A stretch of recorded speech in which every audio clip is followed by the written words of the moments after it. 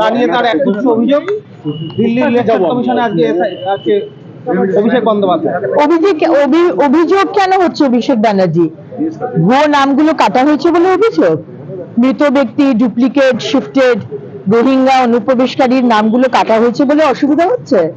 আপনি যেতেই পারেন, কিন্তু ইলেকশন কমিশন তো বলেছেন যে কোনো কমপ্লেন থাকলে ইলেকশন কমিশনকে জানাতে।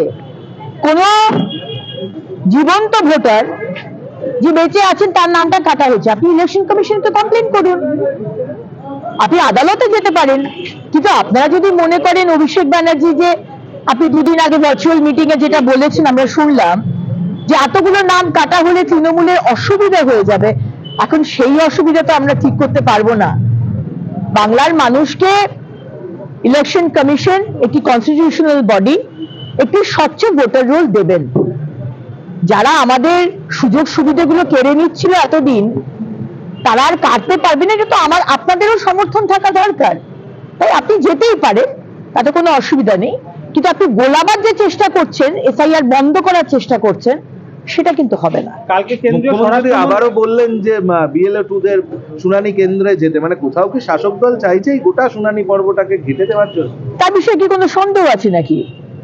আজকে ইলেকশন কমিশনের টপ অফিসার যখন যায়, তাকে হামলা করা হয়, তার গাড়িকে তাকে মারধর, তার গাড়িতে পাথর ছোড়া হয়। এফআইআর অব্দি এখনো অব্দি হয়নি কলকাতা পুলিশের, মানে ওয়েস্ট বেঙ্গল পুলিশের তরফ থেকে। প্রতি বিষয়ে আমরা দেখেছি মমতা ব্যানার্জি মানুষকে উস্কানোর চেষ্টা করছেন। আজকে আপনি যুদ্ধ ঘোষণা করছেন কার এগেইনস্টে?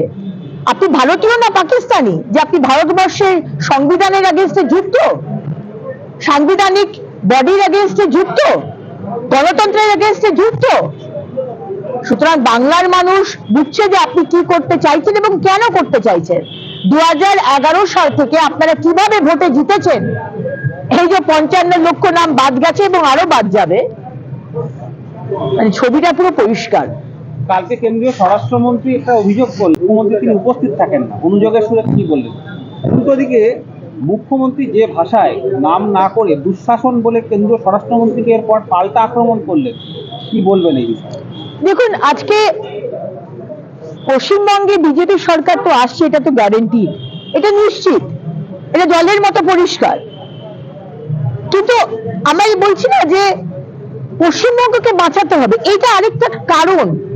এই যে এই সরকারের এবং স্পেশালি মুখ্যমন্ত্রী এবং তার আশেপাশের মানুষদের যে ভাষা, যে ভাষার দুঃশাসন, দুর্যোধন, আপনি অন্য পার্টির হতেই পারেন, কিন্তু একজন শীর্ষ নেতৃত্বকে আপনি এই ভাষায় মুখ্যমন্ত্রীর চেয়ার থেকে বলছেন, আপনি তো পশ্চিমবঙ্গের সভ্যতা সংস্কৃতিকে শেষ করে দিয়েছেন মুখ্যমন্ত্রী। আপনি হয়তো 4টে ক্লাব পান, আপনি বলেন এবার খেলা হবে না, এবার ফাটাফাটি হবে। এই ভাষাগুলো অন্তত বাংলার মানুষ এই মুখ্যমন্ত্রীর চেয়ার থেকে আমরা শুনতে রাজি নই। সে কারণে এটা আরেকটা কারণ, সরকার তো হবে, অনুপ্রবেশকারী বন্ধ হবে, কিন্তু এই পশ্চিমবঙ্গকে যে সংস্কৃতি আপনি শেষ করে দিচ্ছেন, সেটা কিন্তু আমরা শেষ হতে দেব না। দিদি, বহুতলে ভোট গ্রহণ কেন্দ্র, কারণ আজকে আপনি জানেন, আমি তো বাইরের মফস্বলের কথা বলছি না, খোদ কলকাতায় প্রচুর এরকম বহুতল অ্যাপার্টমেন্ট রয়েছে, বিল্ডিং রয়েছে, যেখানে 24-এর ইলেকশনে তালা বন্ধ করে দিয়েছিল। আজকে ভবানীপুর এলাকায়, ক্যামাক স্ট্রিট এলাকায় প্রচুর এরকম নন বেঙ্গলি যারা আমাদের পাশে আছেন, তাদের ওই বিল্ডিং এ তালা বন্ধ করে দিয়ে তাদের ভোট দিতে দেওয়া হয়নি।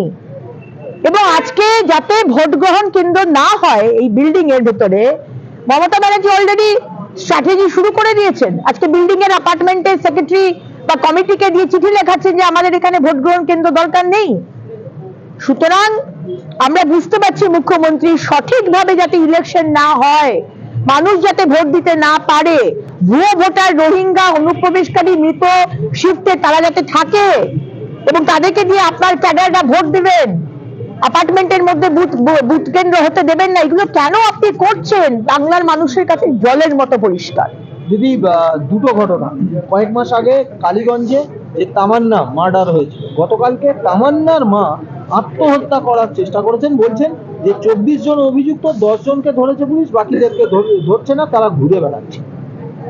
এটাই তো হচ্ছে আজকে ল অ্যান্ড অর্ডার এবং বিচার ব্যবস্থার আজকে পুলিশ যার কাজ আজকে বিচার দেওয়া, চার্জশিট তৈরি করা, অভিযুক্তদের ধরা, আজকে পুলিশ সেই কাজ করে না। মুখ্যমন্ত্রী, পুলিশ মন্ত্রীর পুলিশ আজকে শুধু তোলা তোলা, সিন্ডিকেট চালানো আর তৃণমূলের গোষ্ঠীকন্দল মেটানোর কাজেই তারা ব্যস্ত।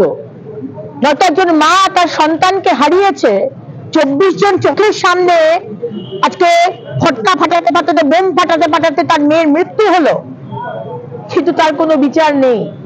আজকে যে খগেন মুর্মুদার ওপর আমাদের সম্মানীয় সাংসদ, তাকে যে মারা হলো, কেউ অ্যারেস্ট হয়েছে? হয়নি। আজকে শামশেরগঞ্জ আমাদের হরগোবিন্দ দাস, চন্দন দাস কুপিয়ে কুপিয়ে মারা হলো দীপু দাসের মতো। যা দীপু দাসের হলো বাংলাদেশে, এখানে হরগোবিন্দ দাসকে করলো, হতে পারে সে সিপিএম এর ক্যাডার। অ্যারেস্ট হয়নি, অ্যারেস্ট হবে না।